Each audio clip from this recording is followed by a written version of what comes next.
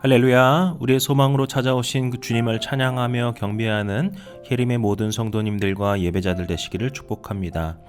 12월 27일 금요일 아침 예배를 주님 앞에 드리겠습니다. 다 함께 조용한 기도 드리시겠습니다. 우리의 처음과 나중이 되시고 우리의 모든 것을 돌아보시사 우리에게 복과 은혜를 베풀어 주시는 사랑과 능력의 아버지 하나님, 오늘도 주님 앞에 나와 예배할 수 있게 하시님에 감사드리옵고, 우리가 주님의 예배자 되어 또한 주님의 자녀 되어 온전히 주님만을 높여드릴 수 있는 거룩한 예배가 되게 하여 주시옵소서. 우리가 바라보는 것이 주님만을 바라보게 하여 주시고, 우리의 귀가 오직 주님의 음성만을 듣게 하여 주시고, 지금 이 시간 우리가 고백하는 입술의 모든 고백들이 오직 주님만을 찬양하는 시간이 되게 하시고, 이것이 이 시간뿐만이 아니라 우리의 모든 삶을 통하여서 그러한 주님의 영광을 드러내는 삶이 되게 도와주시옵소서. 모든 말씀 예수님의 이름으로 기도드렸습니다. 아멘. 오늘 함께 고백할 시편의 찬양은 시편 33편 13절에서 15절까지의 말씀입니다.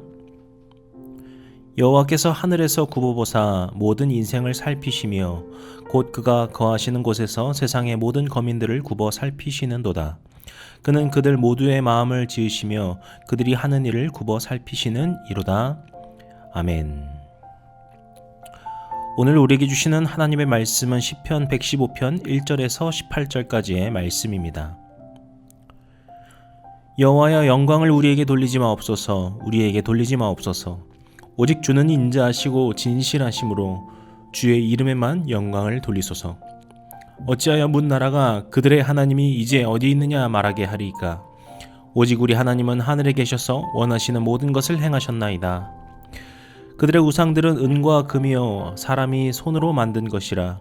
입이 있어도 말하지 못하며 눈이 있어도 보지 못하며 귀가 있어도 듣지 못하며 코가 있어도 냄새 맡지 못하며 손이 있어도 만지지 못하며 발이 있어도 걷지 못하며 목구멍이 있어도 작은 소리조차 내지 못하느니라.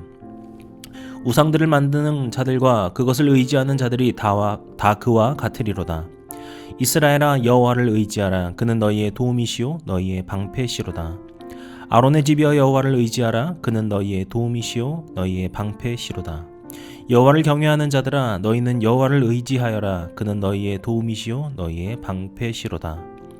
여호와께서 우리를 생각하사 복을 주시되 이스라엘 집에도 복을 주시고 아론의 집에도 복을 주시며 높은 사람이나 낮은 사람을 막론하고 여호와를 경외하는 자들에게 복을 주시리로다. 여호와께서 너희를 곧 너희와 너희의 자손을 더욱 번창하게 하시기를 원하노라. 너희는 천지를 지으신 여호와께 복을 받는 자로다. 하늘은 여호와의 하늘이라도 땅은 사람에게 주셨도다. 죽은 자들은 여호와를 찬양하지 못하나니 적막한 데로 내려가는 자들은 아무도 찬양하지 못하리로다. 우리는 이제부터 영원까지 여호와를 송축하리로다. 할렐루야. 아멘. 우리가 계속해서 시편의 말씀을 보고 있는데요. 시편의 말씀을 볼 때 가장 먼저 해야 될 것이 아무래도 이 시편의 장르, 그러니까 어떤 형식으로 쓰여진 시인가를 우리가 정의를 하는 것입니다. 그런데 이 점에 있어서 오늘 본문인 시편 115편은 딱 한 가지의 장르로만 정의하기 어렵다라는 오히려 독특한 그런 특징이 있습니다. 왜냐하면 이 안에는 탄식도 있고요, 권면도 있고요, 찬양도 있고요, 이런 여러 가지의 형식이 섞여 있기 때문이죠. 그런데 이 구조를 뜯어보게 되면은 우리가 구약 성경에서 종종 말하는 그 촛대 형식으로 이루어져 있는데요. 간단히 말해서 촛대 형식이라고 하는 것은 처음과 끝의 문단이 만나고 계속 그렇게 방식이 처음과 끝, 그 다음과 끝에서 두 번째, 이런 식으로 계속 만나게 되면서 마지막에 만나서 그 마지막 문단이 가장 중심이 되는 그런 구조가 바로 이 촛대 형식이라고 아마 제가 종종 말씀드렸던 것 같습니다. 이 구조도 그런 형식으로 되어 있습니다. 그래서 오늘 이 구조에서 첫 번째 단락과 마지막 단락을 보면은 하나님을 향한 찬양으로 시작을 합니다. 1절을 보시면은 여기에서 뭔가 주님께 우리에게 하지 마십시오 라는 부정적인 말처럼 보이지만, 지금 이 문맥을 보시면 아시다시피 이것은 하나님을 향한 찬양으로 시작하는 것이죠. 주님의 영광을 우리에게 돌리는 것이 아니라 오직 주님만이 영광받게 해 주십시옵소서 라고 하는 그 시인이 주님의 인자하심과 진실함에 대해서 찬양하고 영광 돌리는 것을 볼 수 있습니다. 그리고 2절 3절에 가서 문 나라들, 즉 다른 이방의 나라들이 주님이 어디 계시냐라며 조롱하려고 하지만 주님은 오히려 그 하늘에 계신 전능하신 주님이시다라는 것을 고백하며 주님을 찬양하고 있습니다. 마찬가지로 16절부터 18절, 그러니까 가장 마지막이죠. 거기서도 보시면 다시 한번 주님을 향한 찬양을 고백하고 있습니다. 하나님께서 우리 인간들을 위하여서 이 땅을 주셨음을 고백하면서 마지막 18절에 우리, 즉 주님의 백성된 우리 모두는 영원토록 주님을 찬양할 것이다 라고 선포하며 할렐루야로 찬양이 마치게 됩니다. 저는 이 부분에 대해서 다시금 묵상하게 되는 것은 우리 인간의 창조의 목적이 무엇인가를 다시금 묵상하게 됩니다. 우리는 이 세상에서 그저 살기 위해 사는 것이 아닙니다. 또는 우리의 어떤 큰 뜻을 이루기 위해, 또는 우리의 어떤 소원을 이루기 위해 사는 것이 아닙니다. 우리가 해야 할 가장 중요한 것, 그리고 가장 우선이 되는 것은 주님을 찬양하는 일입니다. 찬양하는 것에는요, 우리의 인간의 기준으로는요, 무엇이 더 좋고 덜 좋다라고 판단할 수 있을지도 모르지만 하나님의 관점에서 주님을 찬양한다는 것, 그것은 오직 주님께서 우리의 중심을 보시는 것입니다.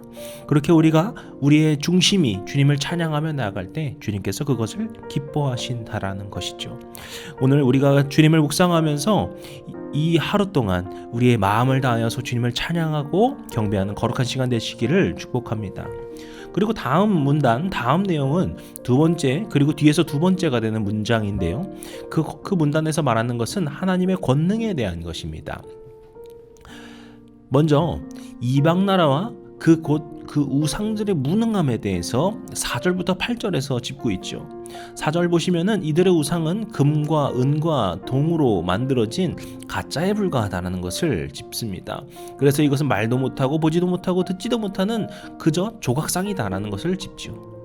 때문에 8절에 가서는 그런 우상을 의지하는 너희들, 그들도 똑같이 무력한 존재다라는 것을 말하고 있습니다. 그렇다면은 반대로 하나님은 어떤 분이실까요? 이것을 비교해서 볼 수 있는 것이 바로 뒤에서 두 번째 문단이 되는 12절부터 15절의 내용인데요. 여기서 주님의 권능, 주님은 이 우상과는 달리 어떠한 분이신가? 바로 복을 주시는 분이다 라고 말하고 있습니다. 이스라엘과 아론의 집이다 라고 말을 하고 있는데요. 이스라엘은 말 그대로 이스라엘 지파를 말하고요. 아론의 집이라고 하는 것은 12지파에 포함되지 않는 성전을 맡은 레위인들, 그리고 그 레위인들이 있는 주님의 성전, 주님의 혹은 초막을 말하는 것이죠. 그렇게 주님의 그 백성들 모두가 모두에게 그렇게 복을 주시는 분이다 라고 말합니다. 그뿐만이 아닙니다. 13절에 가면은 높은 사람 낮은 사람을 막론하고 오직 여호와를 경외하는 자에게 복을 주신다 라고 말하고 있죠. 주님의 평가는 우리를 어떤 신분으로 평가하는 것이 아니라, 우리의 돈이 얼마나 많고 적은지를 따라 판단하시는 것이 아니라 주님을 경외하고 믿고 따르는 그런 자들에게 복 주시는 주님이시다 라는 그런 권능의 주님, 복의 주체가 되시는 주님이다 라는 것을 말하고 있죠. 그리고 14절에 가면은 너희와 너희 자손을 더욱 번창케 하시는 분이시다 라고 합니다. 이처럼 주님은 이 조각상에 불과한 우상들과 달리 우리에게 복을 주시는 그 복의 주권이 있으신 분이다 라는 것을, 그 권능을 선포하고 있죠. 그리고 마지막으로 이제 이 중심에 해당되는 이 핵심되는 구절로 9절부터 11절에서 말하고자 하는 것이 무엇입니까? 결국에는 그러한 주님을 의지해야 한다라는 것을 강조하는 것입니다. 우리 9절부터 11절 계속 반복되는 부분인데요. 한번 같이 읽으면 좋겠습니다. 우리가 마음 다해 선포하는 마음으로 같이 읽겠습니다. 이스라엘아, 여호와를 의지하라. 그는 너희의 도움이시오 너희의 방패시로다. 아론의 집이여, 여호와를 의지하라. 그는 너희의 도움이시오 너희의 방패시로다. 여호와를 경외하는 자들아, 너희는 여호와를 의지하여라. 그는 너희의 도움이시오 너희의 방패시로다. 아멘. 여기서 이스라엘, 아론이라고 말하는 것은 앞서 말씀드린 것처럼 이스라엘 전체를 말합니다.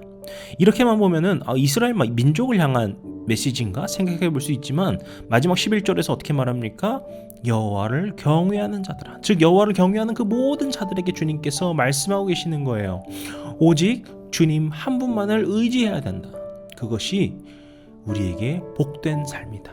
오직 그 권능의 주님을 의지하는 삶이다. 그 주님의 도움을 누리게 되고 그 주님이 방패가 되셔서 우리를 지켜주시는 복된 삶이다 라는 것을 고백하고 있는 것입니다.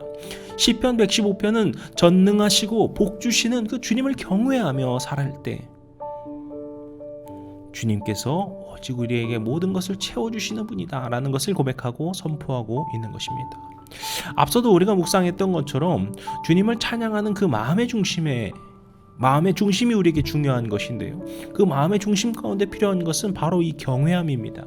이 경외라는 것이 직역하면 두려워한다라는 것이지만 이 두려움이라는 것은 어떤 공포감을 말하는 것이 아니라 우리가 그런 경외하는 마음을 가지고 주님이 주인 되심을 우리가 마음 다해 인정하고 고백함을 가지고서 겸손함으로 살아가는 마음 자세를 말합니다.